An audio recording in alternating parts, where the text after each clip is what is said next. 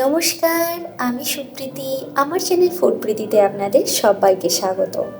গরম পড়বে আর বাঙালির পাতে শুক্তো পড়বে না, তা কি হয় বলুন? আজকে তৈরি করছি স্পেশাল মশলা দিয়ে অনুষ্ঠান বাড়ির মতো শুক্তো। আসুন দেখে নেওয়া যাক আজকের রেসিপি। কড়াইয়ের মধ্যে দিয়ে দিচ্ছি 2 চা চামচ পরিমাণে রাঁধুনি, 1 চা চামচ পরিমাণে পাঁচফোড়ন। এবার এটাকে আমি লো ফ্লেমে শুকনো কড়াইতে ড্রাই রোস্ট করে নেব। যতক্ষণ না একটা সুন্দর গন্ধ আসছে ততক্ষণ পর্যন্ত এটাকে নাড়াচাড়া করে নিচ্ছি। খেয়াল রাখতে হবে যেন মশলা পুড়ে না যায়, তাহলে কিন্তু শুক্তোর টেস্ট ভালো হবে না, তেতো হয়ে যাবে। এবার গ্রাইন্ডার জারে নিয়ে একটা ফাইন পাউডার তৈরি করে নিচ্ছি।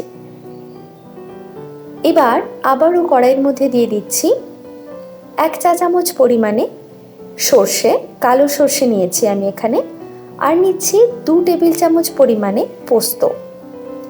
এটাকেও লো ফ্লেমে ড্রাই রোস্ট করে নেব। খুব কম সময়ের জন্য এটাকে নাড়াচাড়া করে নেব, খুব বেশি সময় কড়াইতে রাখা যাবে না, কারণ কি সর্ষে বেশিক্ষণ ভাজা হলে সেটা তেতো হয়ে যায়, তাই বেশিক্ষণ ভাজা চলবে না। মিনিট 2 সময় ধরে লো ফ্লেমে একটু নাড়াচাড়া করে নিয়ে আমি এটা একটা বাটির মধ্যে নিয়ে নিচ্ছি। এবার মশলাটাকে গ্রাইন্ডার জারে নিয়ে নিয়েছি আর একটা পাউডার তৈরি করে নিয়েছি। এবার এই মশলার মধ্যে খুব সামান্য পরিমাণে একটু জল দিয়ে এটার একটা পেস্ট বানিয়ে নিচ্ছি। দেখুন এরকম একটা পেস্ট তৈরি করে নিয়েছি। এখন কড়াইয়ের মধ্যে দিয়ে দিচ্ছি সর্ষের তেল। আমি এখানে 3 টেবিল চামচ পরিমাণে সর্ষের তেল দিলাম। তেলটা ভালোভাবে গরম করে নিচ্ছি।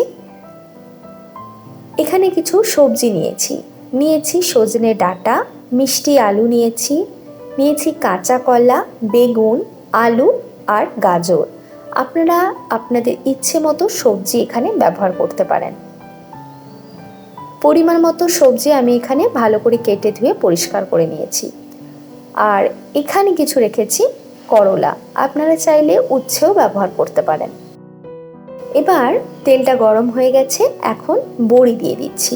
এই বড়িটা আমার মায়ের হাতের বানানো, আপনারা যদি চান তাহলে রেসিপি আমি দিয়ে দেব আপনাদের, আমাকে কমেন্ট করে জানাবেন। বড়িটা ভালোভাবে ভেজে নিয়েছি, দেখুন একটা সুন্দর কালার এসছে। এবার বড়িটাকে আমি তুলে রাখছি। এখন দিয়ে দিচ্ছি তেলের মধ্যে করলাটাকে দিয়ে খুব ভালোভাবে ভেজে নিতে হবে। লাল লাল করে একটু করলাটা ভেজে নেব, তা না হলে এটা কিন্তু খুব বেশি তিতকুটে লাগবে, যেটা মোটেও শুক্তোর মধ্যে খেতে ভালো লাগে না। দেখুন এরকম লাল করে ভেজে নিয়েছি আর এরকম ক্রিস্পিও হয়ে গেছে। এবার করলাটা তুলে নিচ্ছি। এখন দিয়ে দিচ্ছি তেলের মধ্যে বেগুনটা অবশ্যই করে আলাদা করে ভেজে নিতে হবে, একসাথে সবজির মধ্যে দেওয়া যাবে না। বেগুনটাকে দিয়ে হালকা ব্রাউন কালার করে ভেজে নিচ্ছি। দেখুন বেগুনটা মোটামুটি ভাজা হয়ে গেছে, এবার বেগুনটাকে তুলে রাখছি।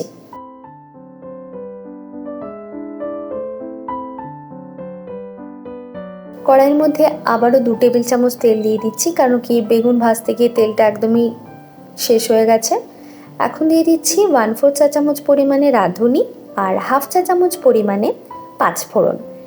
ফোড়নটা খুব ভালোভাবে ফুটে গেলে এর মধ্যে বাকি যে সবজিগুলো আছে সেগুলো সবটাই দিয়ে দিলাম।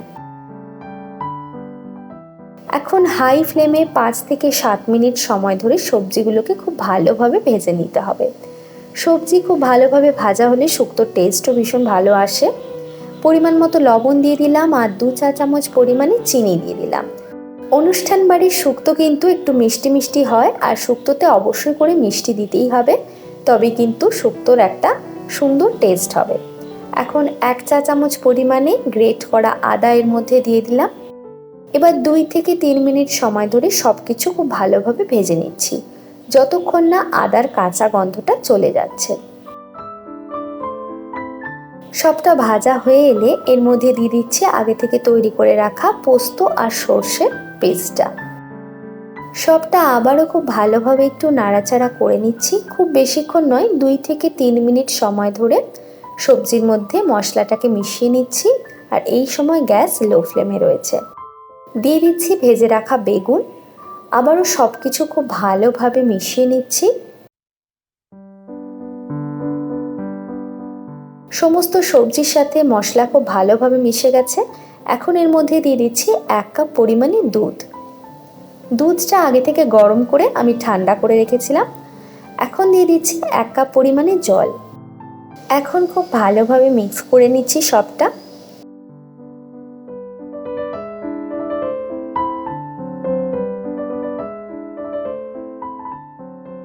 আমার মনে হচ্ছে এখানে আরও সামান্য একটু জলের প্রয়োজন রয়েছে, তাই 1/2 কাপ মতো জল আরও অ্যাড করে দিলাম। আপনারা আপনাদের প্রয়োজন অনুযায়ী জলটা অ্যাড করবেন। এবার এটাকে 8 থেকে 10 মিনিট সময় ধরে মিডিয়াম টু লো ফ্লেমে রান্না হতে দেব।